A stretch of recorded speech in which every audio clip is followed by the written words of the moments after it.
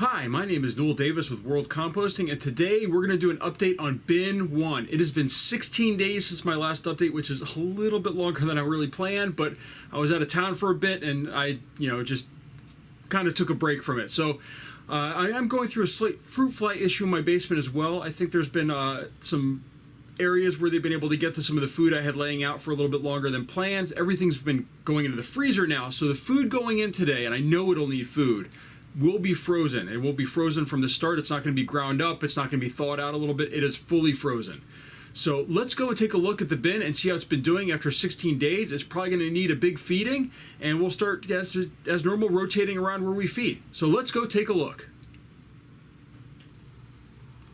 All right, so here's our bin 1. I added today's date of 9/6, last update on 8/21. So let's open this up and see how it's doing. First off, let's check the lid. Lid looks a little bit moist, which is good. There's some dry areas on here. Not seeing too many mites, but I am seeing a couple. I don't know if you can see them on here. They're running away as I move, so you can see them kind of right over there running away. So not too much mite activity though, so that's not too bad. So first off, let's dig into the side that had the food on it. I already see a fruit fly landing in here, darn it. I was hoping to keep these guys away, but that's okay. So first off, I already see a cocoon right here. So I can grab that here.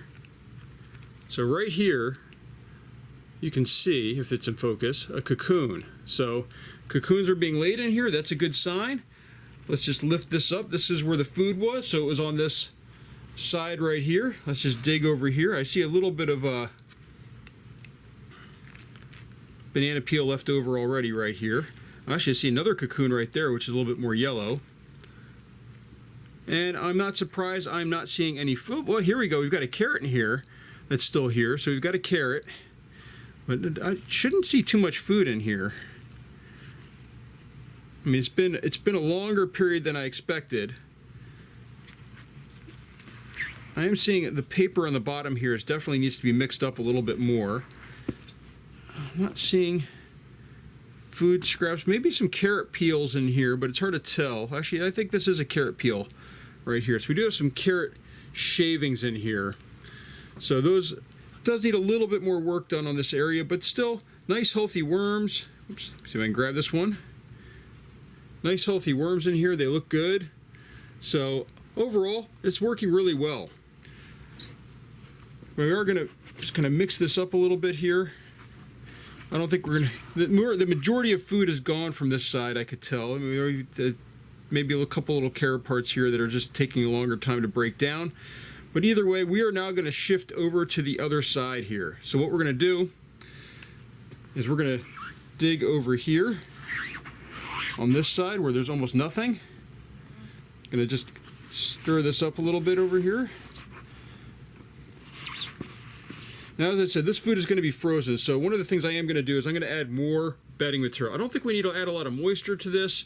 I think the moisture content's fine. I'm just taking off my glove and putting it to the side. So I can grab the bedding material because I don't like using the glove. It'll stick to my glove if I do that. So there we go. There's a lot of bedding material in here. This is going to be able to absorb some of the moisture that comes out of this, but also adds a little bit more bedding. It's getting a little light. Now, this is my crushed eggshell. I'm going to be very, very generous with the amount that I put on here, and I'm using this so it doesn't go airborne. I found that these smaller containers, it doesn't get up into the air, because you got to be really careful with this stuff. You don't want to breathe this stuff in. All right, now I'm going to put my glove back on, and what we're going to do is I'm going to grab some banana peels. I've got a ton of frozen banana peels here. As you can see, they still have the white on them from the frost, and we're just going to bury these in here. As I said, this paper starts sticking to my gloves. That's why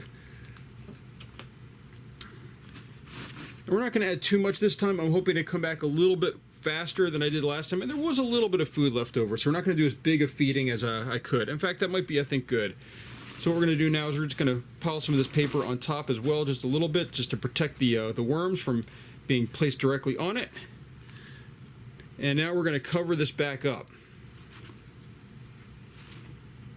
And you want to cover this pretty well. You don't want to have a lot of stuff showing. So you want to make sure that this is not, there's not any banana peel sticking up or anything like that. That's going to prevent the fruit flies from kind of taking hold in here that have taken root in other parts of my basement.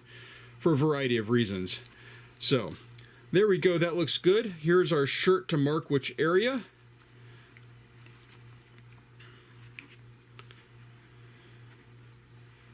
So there we go. We've marked where we've fed. Let's just take a look at the center section real quick. It looks pretty good. Some worms in there, but not. Looks really good. The material kind of crumbles apart.